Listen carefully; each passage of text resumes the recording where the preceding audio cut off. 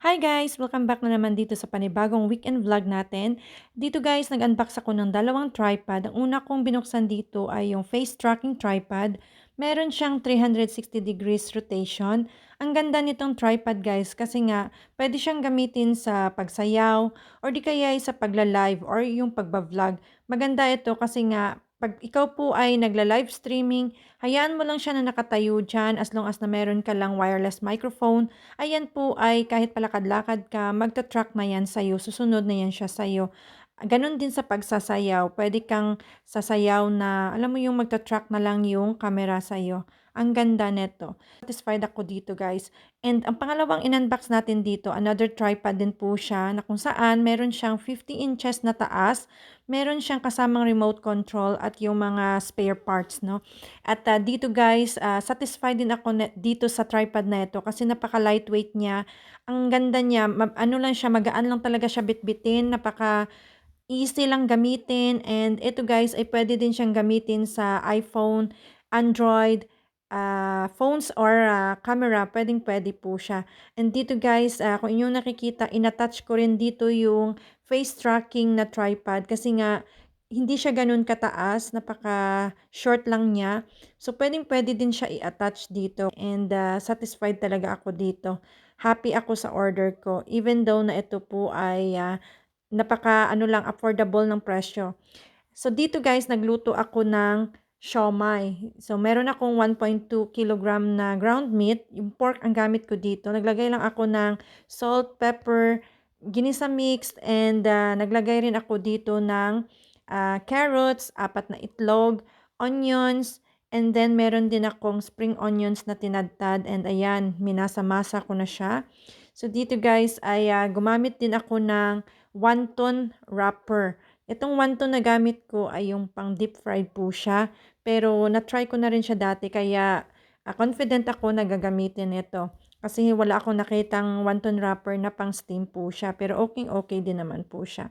So ganito ang klase ng pagbalot ko guys. Hindi naman ako perfecto or professional sa paggawa ng siomai or sa pagbalot ng siomai. Pero yun nga sabi nila is may kanya-kanya tayong trip. Kaya ito in-steam ko na at ito na yung resulta ng ating siomai. So, kinabukasan guys, eto dumating yung kaibigan ko kaya nag-siomai ako. Dumating yung kaibigan ko galing ng Denmark. So, kinabukasan, merong snowstorm. So, it's a chance na pwede na kaming maglaro sa labas. Napagplanuhan namin na gagawa kami ng snowman kasi kasama niya yung anak niya para meron naman kaming outdoor activity. Kung yung nakikita guys, grabe ang lakas ng snowfall. Dito guys, hindi po ako swimming sa snow pero kung inyong nakikita, punong-puno ng snow yung mga balikat ko, ulo ko at yung buhok ko na frozen na siya. Ganito kakapal yung snow namin dito sa aming front yard. O, di ba? Ito yung laging view na sa harap ng kusina namin. Ito yung pinapakita ko lagi sa inyo, guys. Kung inyo nakikita yung snowfall, guys, oh. Malakas. As in, kanina pa tong umaga. So, syempre guys, merong snowfall, lumabas tayo. Hindi pwedeng wala tayong pa-content for today's video. Eto, dinali ko yung kaibigan ko. Hindi man tumahilig sa social media, pero yun nga is nadali ko siya. Dito tinry namin gumawa ng snowman guys, pero yung snow sobrang powdery niya, sobrang soft niya.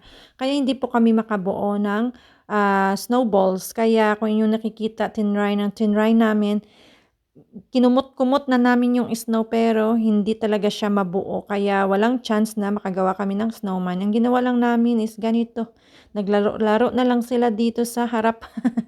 So ayan, na-enjoy naman yung bata. Na-enjoy talaga siya dito kasi nga sa Denmark, nag-i-snow naman doon kaya lang hindi siya ganito kakapal katulad dito sa amin guys. Kaya ayan, kung inyo nakikita, patambling-tumbling po siya. As in, enjoy na enjoy siya dito. Kasi nga, first time niyang naka-encounter ng ganito kakapal yung snow. Naka-timing din sila sa pagdating nila na nag-snow dito. And itong araw na ito, ang lakas ng snowfall kasi nga may snowstorm. Kaya, ayan, oh, enjoy na enjoy siya. Andito na yan siya banda sa basurahan namin. Ginawang playground. So, ito yung harap ng bahay namin, guys. Dito yung sa entrance. Kaya, ayan, siyempre gutom na kami guys pagkatapos maglaro.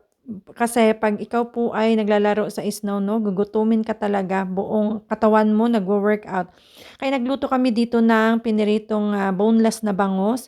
Meron akong longganisa, ayan tinry namin at nag-ano din ako, nag-fried rice. So ito yung lunch namin, parang breakfast sa atin sa Pilipinas kasi nga, alam ko na ang kaibigan ko ay nami-miss niya itong klaseng pagkain, kaya nilutuan ko siya ng ganito. So kinabukasan pumunta kami ng Oslo. Dito na kami ngayon sa sasakyan. Ito ay araw ng Sabado. At 'yan, on the way kami ng Oslo guys kasi nga para naman ma-explore yung bata dito sa city center. First time niya kasing pumunta ng Norway kaya kailangan siyang i-explore. Nang dumating na kami dito sa park, dito kami laging pa-parking ng aming sasakyan kasi napakamura ng parking area dito kasi common po siya. And, dito guys ay, Vigilance Park yung tawag dito. So, ito yung itsura ng park 'pag winter. Parang ano siya, parang boring siya tingnan pero napakalapad na park na ito guys. So, naglakad-lakad muna kami dito, nag-explore-explore muna kami para naman na ma-explore yung bata and at the same time, malakad-lakad din namin si baby bago kami mag-city center kasi dito ay, hindi siya masyadong crowded. Tapos nagsakay lang kami ng metro, nagbaba lang kami dito sa National Theatre. So itong building na ito ay, theater po 'yan siya guys and, ito yung National Theatre na station. Ito yung, papuntang, Stortinget, papuntang Walking Street. So naglakad-lakad lang kami dito and ngayon Sabado ay ang daming tao sa city center. Always naman 'yan na expect 'pag tuwing Saturday. Kaya ayan, ang daming tao dito guys. And for sure sa mga skiing, area ang dami ding tao. Pero dito nga ngayon shopping day kasi dito guys sa Norway, tuwing Sabado hanggang Sabado lang yung bukas yung mga mall. Sunday is family day na po siya. So walang mall, walang tindahan na bukas dito. Maliban na lang sa cafeteria at yung mga restaurant. And, dito na kami guys sa harap ng, Stortinget na building.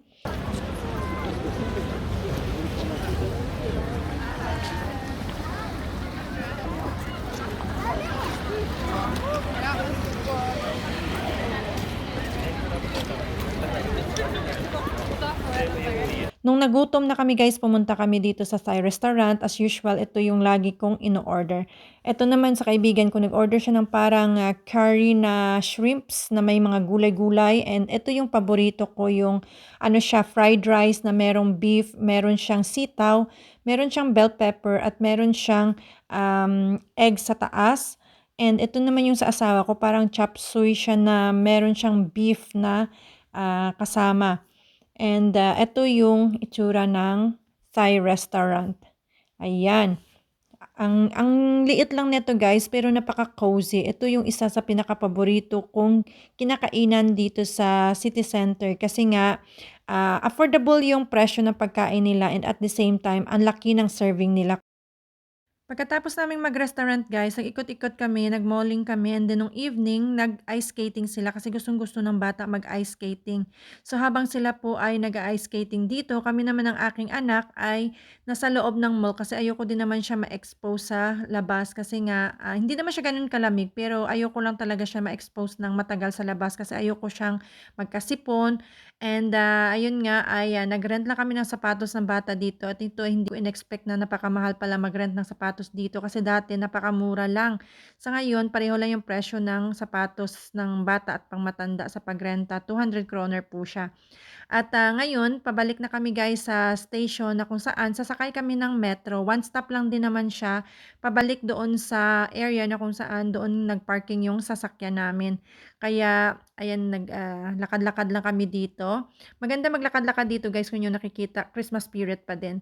So, kinabukasan maganda na yung snow guys at, puwedeng-puwede na po siya gumawa ng snowman. Nakagawa kami dito ng snowman, ako yung nag-umpisa dito. Kasama ko yung baby at yung, batang babae. So, sila na yung nagtapos kasi nga, pinasok ko na yung anak ko sa loob ng bahay.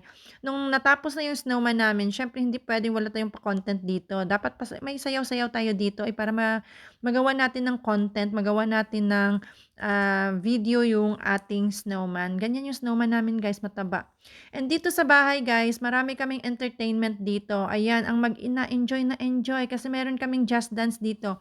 Hindi na ako nag-attempt na sasali sa sayaw nila kasi ang grabe yung pagod ko as in, napagod ako ng bonggang-bongga.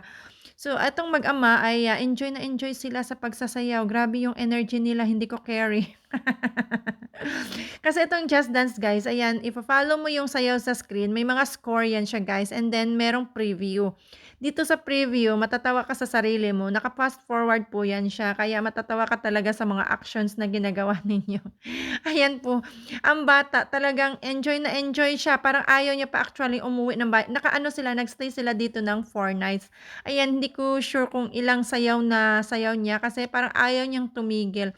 Kaya dito na lang natatapos ang ating vlog guys. Maraming salamat sa inyong panonood.